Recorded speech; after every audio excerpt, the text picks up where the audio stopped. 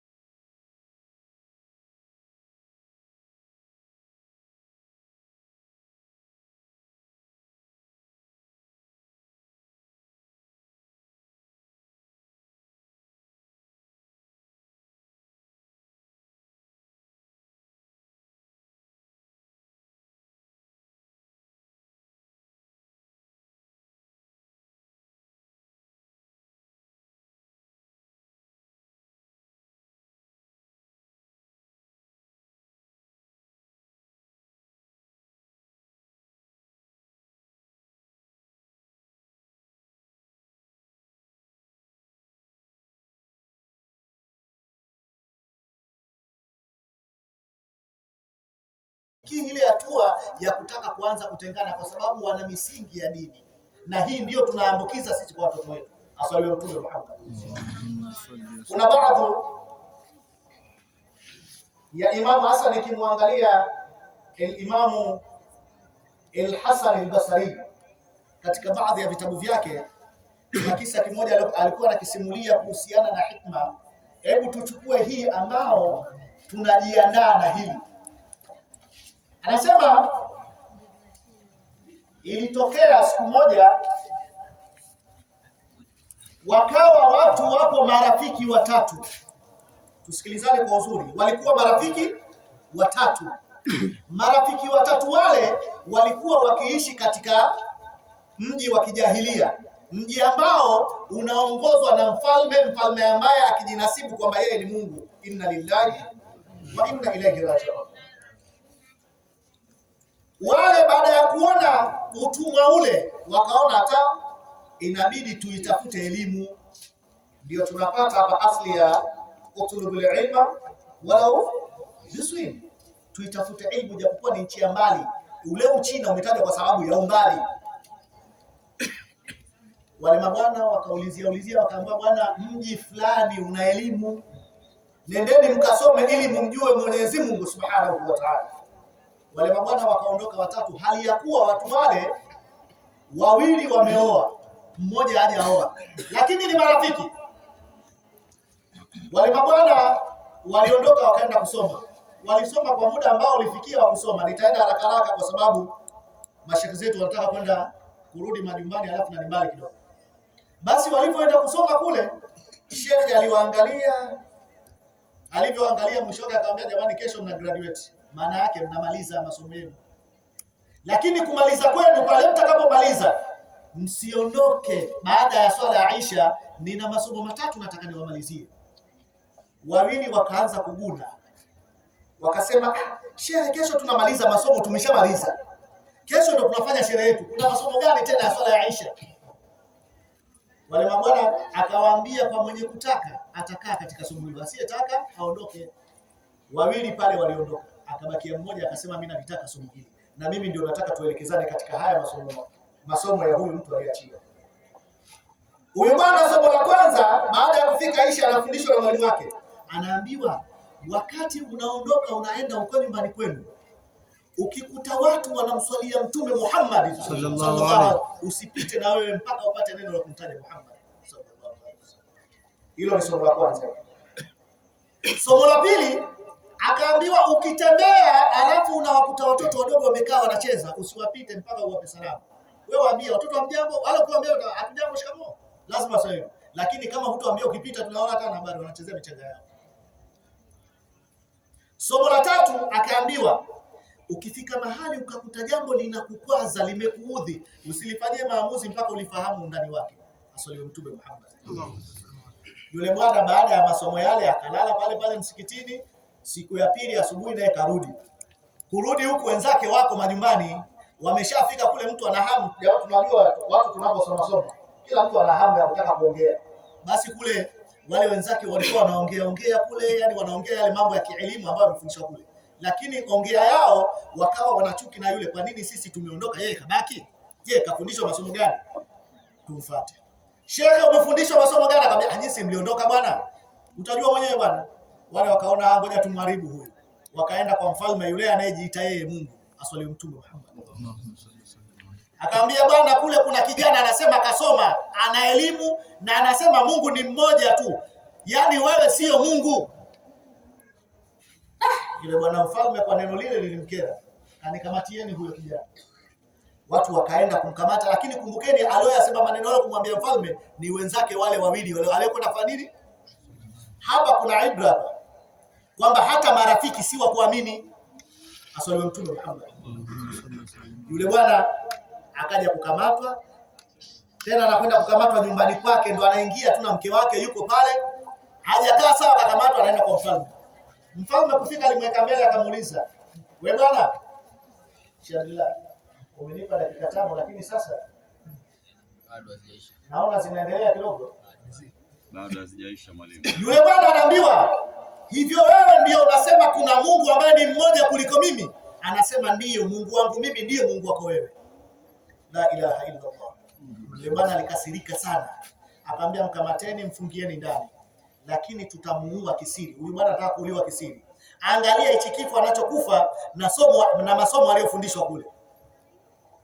Yule bwana anawekwa ndani, lakini akamwambia mimi nifungieni, nipeni dumu la maji tu niwe nafanya ibada zangu humu ndani, jinsi nilivyomjua Mungu ambaye ameumba ulimwengu mzima, nilivyofundishwa kule na shekhe wangu. Kweli yule bwana mfalme akaondoka na shamba lake kubwa lina uzio. Kafika pale shambani kwake, walinzi wa getini kawapa sinia, naombeni kesho alfajiri mtu yoyote atakayeingia hapa wa kwanza kateni kichwa chake, wekeni kwenye sahani niletee. Yule bwana kaacha sinia kule, anarudi kunyumbani, anamwambia yule bwana mcha Mungu, wewe bwana wewe, si unasema kwamba Mungu wako ni mmoja? Ukimaliza kuswali swala asubuhi, kesho nenda shamba kanikatie ndizi. Hali ya kujua kwamba yule bwana akifika shamba hatorudi mzima, aswali Mtume Muhammad. Yule bwana kweli na ucha Mungu wake, anaondoka anaenda, kamaliza swala ya asubuhi, anaenda shambani. Angalia mtihani ule mkuta. Wakati anaondoka anaenda shambani, yuko njiani akakuta watoto wanacheza. Salamu alaykum. Alaykum salaam. Hamjambo watoto? Hatujambo. Mbona mko hapa njiani mnacheza? Kina baba wako kule wanamswalia Mtume Muhammad, wanasoma maulidi. Angalia somo la pili.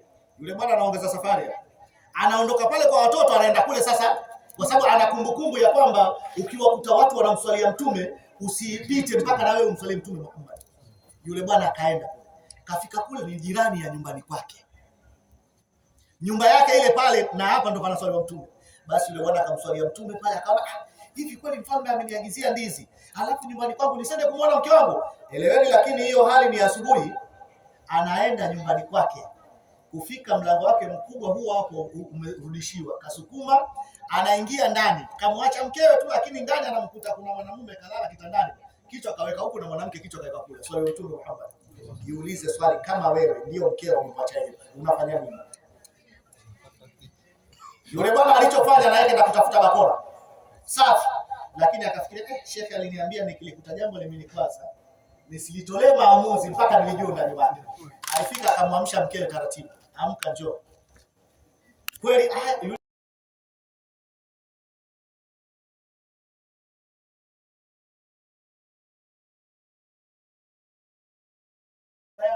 ameni mama yako wewe mzazi amekuja anaumwa, ninaogopa na wewe umeondoka, naweza nikamwacha kule kalala kule kupata maji ashinde kupata maji akafariki kwa kuniona mimi mzembe. Nimemweka hapa baba yangu, atakachokitaka mimi nimpe. Anamkumbatia mkewe. Je, kama angempiga yule bwana dongo la kichwa angemua nani? Baba yake. Hii yani ni hekima, inafundisha hekima. Sasa kutoka hapo yule bwana anaona sasa haya tunayofanya hapa ni mazuri, ngoja niende nikakate ndizi ya mfalme. Kwa ule ucha Mungu alikuwa nao, anaondoka anaenda kwa mfalme. Yuko njiani anawakuta watu wa shambani kule, wana sahani, kuna kichwa kimewekwa pale juu. Kumbe mfalme alimtuma mtoto wake, kampa farasi, nenda kawaambie kule shamba, mbona hawaniletei huko mzigo? Hali ya kuwa eleweni kwamba mfalme amesema mtu wa kwanza atakayeingia kwenye geti aswaliwe Mtume Muhammad. Alienda kwanza kule, mwanawe watu wamefyeka kichwa. Kufyeka kichwa, watu wameweka kwenye sahani, wanampelekea. Kumpelekea pale, wanafika pale kwa mfalme, anaona sura yake pale pale, anapiga chini magoti akasema ashhadu an la ilaha illa Allah wa ashhadu anna Muhammadan wa amma bi ni'mati rabbika wallahu alayhi tawfiq. Assalamu alaykum wa rahmatullahi wa barakatuh.